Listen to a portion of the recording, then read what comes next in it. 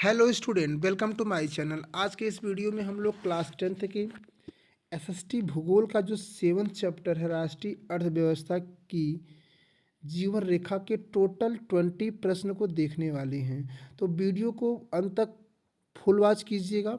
आपको समझ आ जाएगा कि आपकी तैयारी कैसी चल रही है, आपके टोटल 20 प्रश्न में कितने प्रश्न सही हो रहे हैं।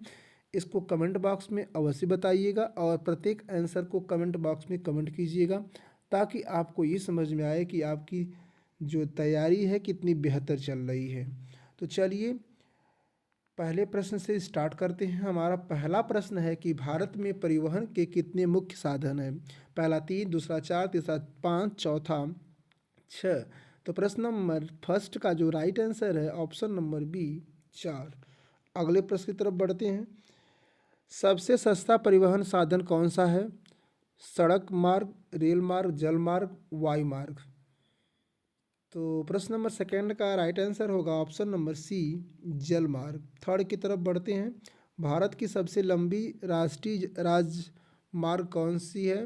NH7, NH44, NH48, NH27। तो थर्ड का जो राइट आंसर है ऑप्शन नंबर बी NH44। स्वर्णिम चतुर्भुज किसे जोड़ता है। 4 बंदरगाह को, 4 राज्य, 4 महानगर, 4 नदियाँ। तो प्रश्न नंबर फोर्थ का right answer option number C 4 महानगर।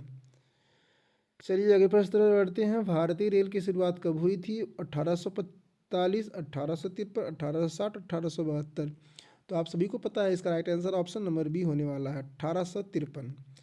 अगले प्रश्न तरफ बढ़ते हैं। भारत में सबसे व्यस्त समुद्री बंदरगाह कौन सा है। कोलकाता, मुंबई, चेन्नई, कोचीन। तो प्रश्न नंबर 6 का राइट आंसर होगा option number B Mumbai. Seventh की तरफ बढ़ते हैं।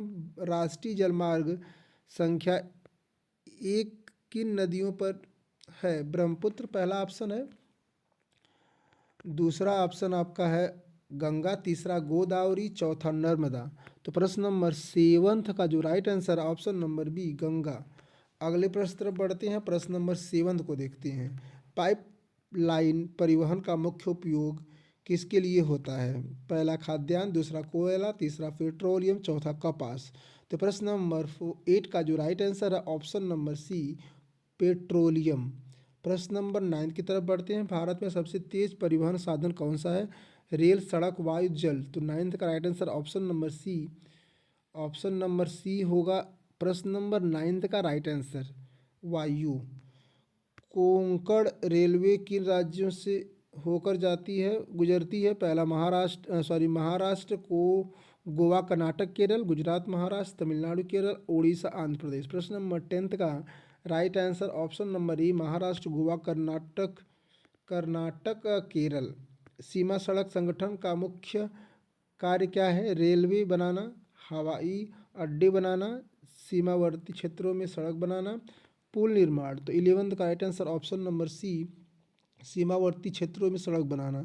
भारत का सबसे बड़ा हवाई अड्डा कौन सा है। मुंबई, दिल्ली, कोलकाता, चेन्नई। तो प्रश्न नंबर 12 का राइट आंसर होगा ऑप्शन नंबर बी दिल्ली। प्रश्न नंबर 13 पाइपलाइन परिवहन का लाभ क्या है।